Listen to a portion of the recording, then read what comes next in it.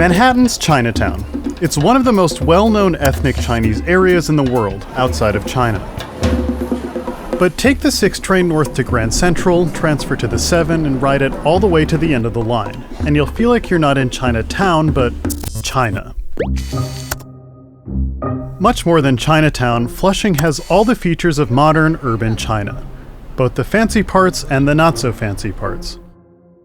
Swanky high-rises, massive malls, and hip restaurants. Fruit stands, massage parlors, and bubble tea. Lots of bubble tea. Flushing is being shaped by a new wave of Chinese immigrants. Wealthier, better educated, and moving abroad not out of necessity, but by choice. They're bringing their distinct urban lifestyle to the English-speaking world.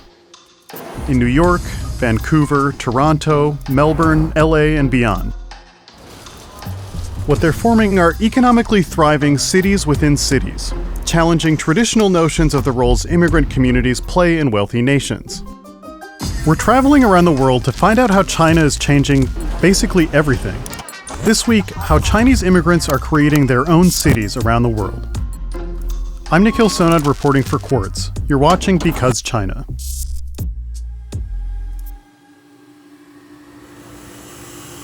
Old Chinatowns were created out of necessity. Low-income immigrants with little formal education needed a safe space from their racist host countries, which were happy enough to have them in segregated ghettos.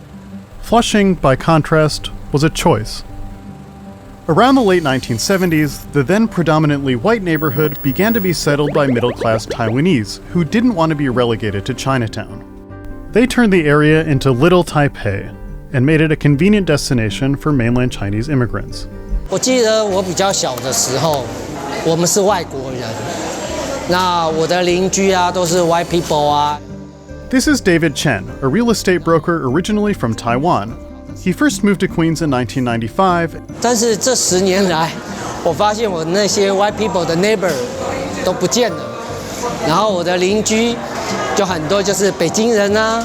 或是上海人啊，或是广东人、温州人。 The data backs up Chen's observation. Flushing's Chinese population now outnumbers whites, and that's especially true downtown. 那你会不会觉得法拉盛越来越像中国？其实我认为法拉盛就是中国，中国就是法拉盛。 This is what Chen means when he says Flushing is China. Sure, the signs and ads are almost all in Chinese, but so is the stuff they're selling. Immigration services, wholesale Chinese medicinal herbs, wire transfers to China, and food from any and all regions of China. All types of food, serving almost exclusively Chinese customers. Like Betty Lou's noodle shop.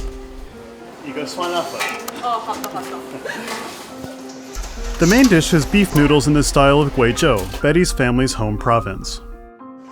So in the broth, we have oxbone. The process of cooking it takes quite a while. To come out from this to what you just ate probably takes like 5 hours. Walk around Flushing and you'll find countless other restaurants serving regional Chinese specialties. Tianjin dumplings, Guangdong rice noodle rolls, Xinjiang barbecue, Chongqing hot pot, the list goes on. But there's another thing that makes Flushing feel like China. It's been growing really fast. The number of businesses here grew 29% between 2009 and 2017, well above the 17% for New York City on the whole. So what you're looking behind us is the Skyview Shopping Center. When I first moved to Flushing, this would have been a lot of property not put into use. Malls like this are popping up all over Flushing and have many of the distinctive features of malls in China. They have lush food courts, they're connected to residential spaces, and unlike America's dying malls, they're really, really busy. Chen showed us the newest and swankiest of them all, Tangram, a commercial and residential behemoth that'll be finished next year. The building is named after a Chinese puzzle game. It'll have a 4D movie theater that shows American movies with Chinese subtitles, and a 5,000 square foot hot pot restaurant. Notions of immigrant settlements are they are ghettos or they are ethnic enclave. Because they are poor, they don't have job skill needed in the receiving country, they are less educated, so they cluster together. Wei Li is a geographer who studies migration. She says places like Flushing have been changing traditional ideas about how immigrants settle. So majority of these new immigrants are highly educated, and as a result of Chinese economic growth, these new immigrants have financial resources. In 2016, over half of Chinese immigrants to the US had a bachelor's degree or higher. And now China produces twice as many university graduates than the US every year. Li has a term for the places created by these kinds of migrants: ethnoburbs, suburban areas that are more well-off than traditional immigrant communities and where one ethnic minority makes up a significant portion of the population. A few things go into the creation of an ethnoburb. As the global economy has become more interconnected, skills are less tied to one place. Immigration policies in the US and elsewhere now pick people based on their skills or the amount of money they can bring to the economy. And immigrants continue to arrive in large numbers and congregate in areas with people like themselves, making it even more attractive to future migrants. Ethnoburbs don't have to be Chinese. One study argues that the Armenian community in Glendale outside LA should be considered one. They're also usually a mix. Flushing has large Korean and South Asian populations. But more often than not, the dominant ethnicity is Chinese. And that's because even though China is on the rise, many people who live there would rather not. One survey found that 1 out of 3 Chinese millionaires were currently considering moving abroad. Another found that over half of Chinese parents would send their kids to study abroad if they could afford to. Competition is not as severe as their home country.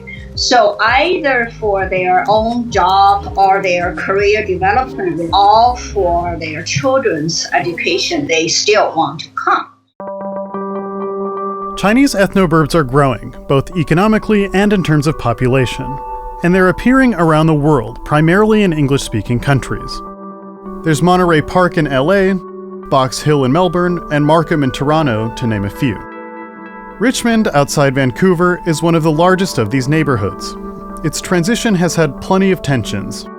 In 2015, a third of Vancouver home sales went to Chinese buyers, sometimes very wealthy ones who are just looking to park money in Canada. 那这些中国人来的时候，他们很 rich， 他们带了很多 a lot cash 来这里，所以他们大量的买房、买生意。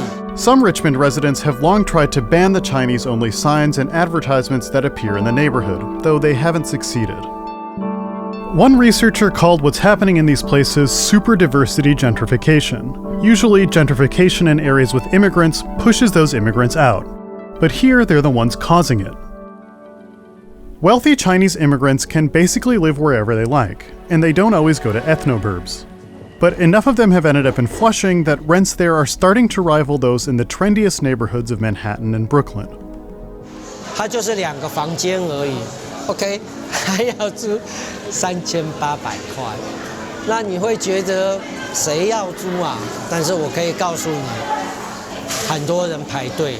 For centuries, wealthy Westerners have ventured out into the world, using their financial resources to demand the kind of lifestyle they were used to at home. These people weren't called immigrants, but expats. As China continues to grow, so will the ranks of its expats. They'll make their mark on places around the world. Not marginalized in ghettos, but as equal members of diverse communities, exposing Americans, Canadians, Australians, and others to life not in Chinatown, but in China.